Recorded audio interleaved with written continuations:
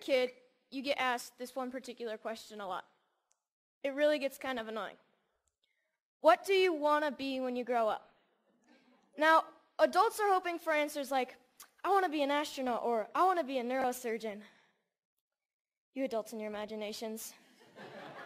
Kids, they're most likely to answer with pro skateboarder, surfer, or Minecraft player. I asked my little brother and he said, seriously, dude, I'm 10. I have no idea. Probably a pro skier. Let's go get some ice cream. See, us kids are going to answer with something we're stoked on, what we think is cool, what we have experience with. And that's typically the opposite of what adults want to hear. But if you ask a little kid, sometimes you'll get the best answer. Something so simple, so obvious, and really profound. When I grow up, I want to be happy.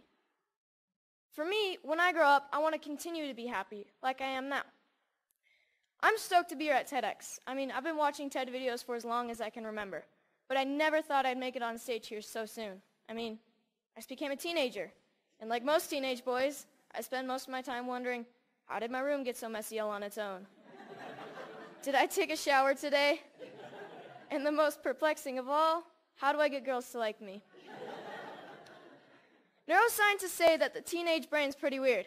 Our prefrontal cortex is underdeveloped, but we actually have more neurons than adults, which is why we can be so creative and impulsive and moody and get bummed out. But what bums me out is to know that a lot of kids today are just wishing to be happy, to be healthy, to be safe, not bullied, and be loved for who they are. So it seems to me when adults say, what do you want to be when you grow up? They just assume that you'll automatically be happy and healthy. But maybe that's not the case.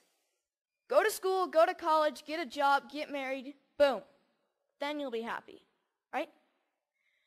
We don't seem to make learning how to be happy and healthy a priority in our schools. It's separate from schools. And for some kids, it doesn't exist at all. But what if we didn't make it separate? What if we based education on the study and practice of being happy and healthy? Because that's what it is, a practice, and a simple practice at that. Education is important, but why is being happy and healthy not considered education? I just don't get it. So I've been studying the science of being happy and healthy. It really comes down to practicing these 8 things: exercise, diet, nutrition, time in nature, contribution, service to others, relationships, recreation, relaxation and stress management, and religious or spiritual involvement. Yes, got that one. So these 8 things come from Dr. Roger Walsh. He calls them therapeutic lifestyle changes, or TLCs for short.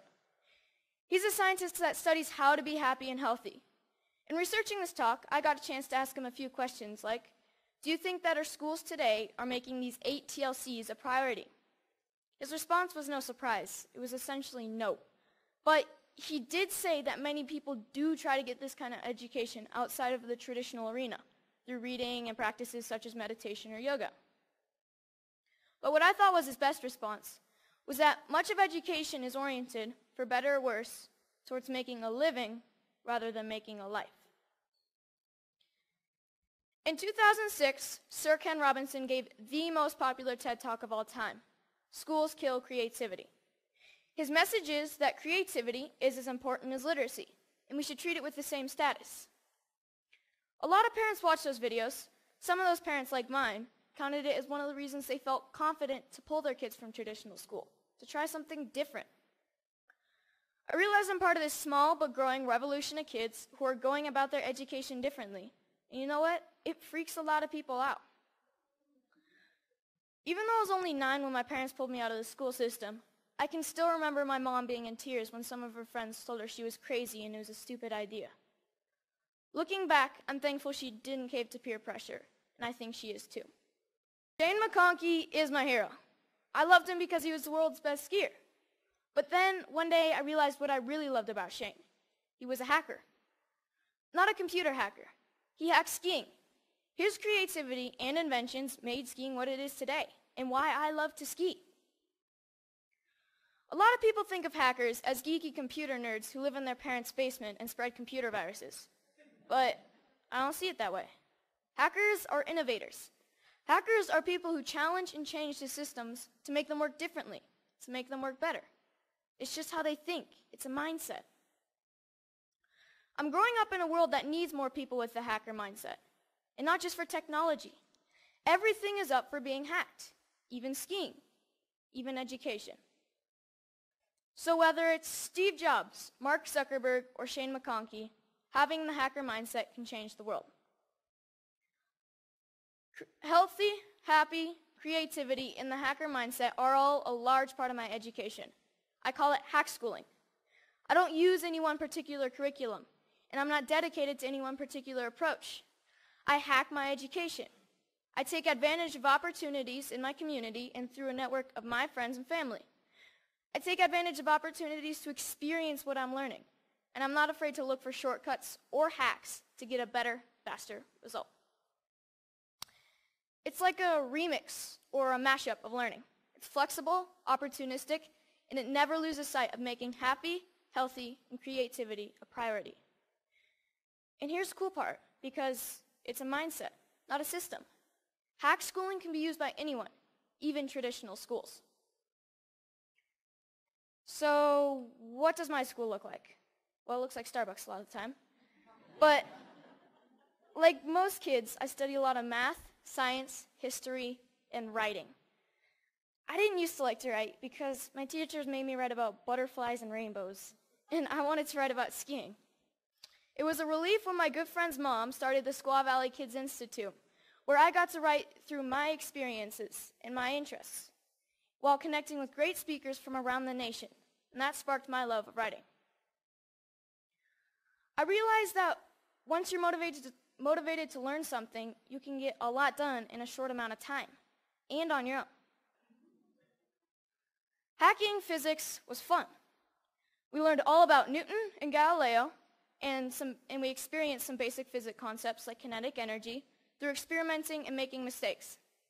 My favorite was the giant Newton's cradle that we made out of bowling balls, I think. No, bocce balls. We experimented with a lot of other things like bowling balls and even giant jawbreakers. Project Discovery's ropes course is awesome and slightly stressful. When you're 60 feet off the ground, you have to learn how to handle your fears, communicate clearly, and most importantly, trust each other. Community organizations play a big part in my education. At High Fives Foundation's Basics program, Being Aware and Safe in Critical Situations, we spent a day with the Squaw Valley Ski Patrol to learn more about mountain safety. Then the next day, we switched to science of snow, weather, and avalanches. But most importantly, we learned that making bad decisions puts you and your friends at risk.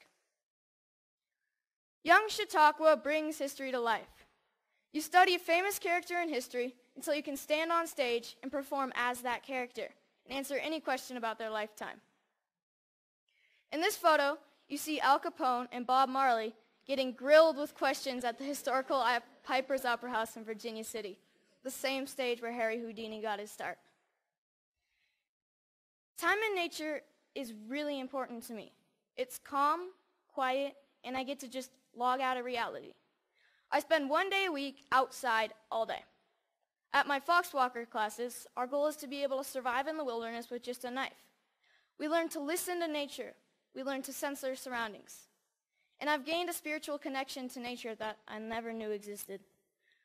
But the best part is that we get to make spears, bows and arrows, fires with just a bow drill, and survival shelters for the snowy nights when we camp out.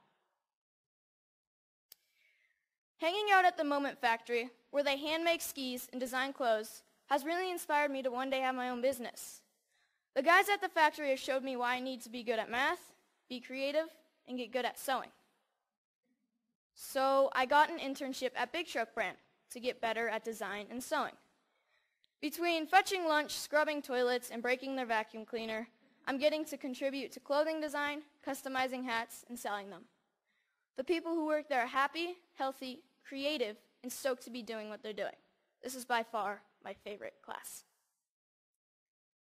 So this is where I'm really happy. Powder Days. And it's a good metaphor for my life, my education, my hack schooling. If everyone skied this mountain, like most people think of education, everyone would be skiing the same line, probably the safest, and most of the powder would go untouched. I look at this and see 1,000 possibilities. dropping the cornice, shredding the spine, looking for a tranny from cliff to cliff. Skiing to me is freedom, and so is my education. It's about being creative, doing things differently. It's about community and helping each other. It's about being happy and healthy among my very best friends. So I'm starting to think I know what I might want to do when I grow up. But if you ask me, what do I want to be when I grow up? I'll always know that I want to be happy. Thank you.